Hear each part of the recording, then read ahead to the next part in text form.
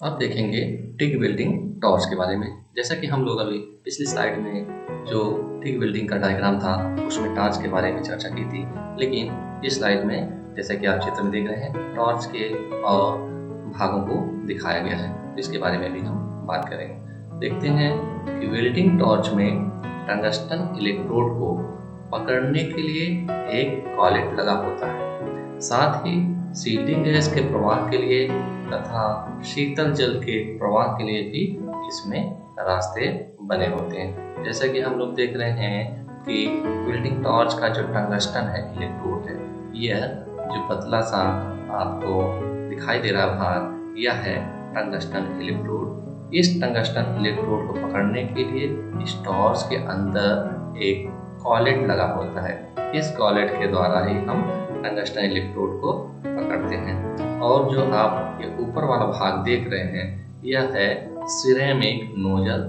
ये various type का होता है, छोटे भी होते हैं और बड़े भी होते हैं, क्योंकि वेल्डिंग के दौरान कहीं ऐसी जगह होती है जो कि बहुत ही संकरी होती है, नैरो होती है, तो ऐसी सिचुएशन में हम पतले वाले जो सिरेमिक नोजल है उसका प्रयोग करेंगे।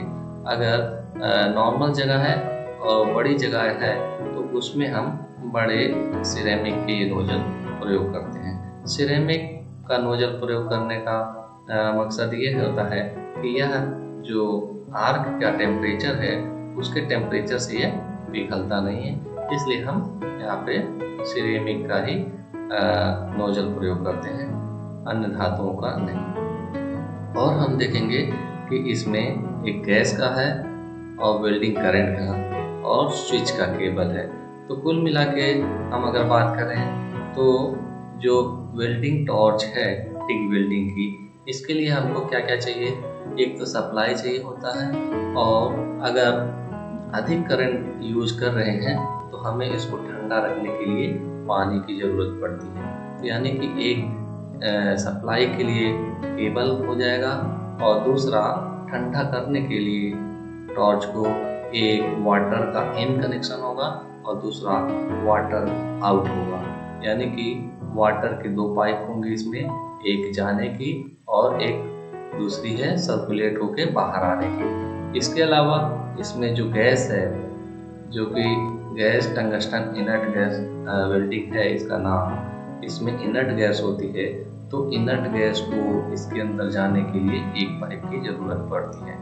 तो कुल मिला के हमने देखा कि एक गैस की पाइप होगी, वाटर के दो पाइप होंगे इन और आउट, और एक केबल होगा जो कि सप्लाई के लिए प्रयोग किया जाता है। इसके अलावा हम लोग देख रहे हैं इसमें एक स्विच दिया है, जैसे कि मैंने डायग्राम में भी बात की थी, ये हैंड स्विच है, इसका प्रयोग वेल्डर आसानी से कर सकता है। अगर हम एक फुट पैडल वाला भी स्विच होता है उसका प्रयोग हम तब करते हैं जबकि बहुत ही प्रिसीशियस वेल्डिंग करनी होती है, और अगर अधिक मात्रा में वेल्डिंग करनी है तो हम आसानी से उसको फुट का प्रयोग करके इस वेल्डिंग को इनिशिएट कर सकते हैं। इसके अलावा हम लोग इसमें देख रहे हैं ये कैप है, लॉन्ग और शॉर्ट, मतलब दो टाइप का होता है। अगर हमारे पास टंगस्टन का जो इलेक्ट्रोड है वो बड़े साइज का होता है तो इसकी कैप बड़ी लगानी होती है। अगर छोटी लंबाई का टंगस्टन का इलेक्ट्रोड है तो हम छोटी कैप से भी प्रयोग करके इसकी वेल्डिंग कर सकते हैं इसके द्वारा।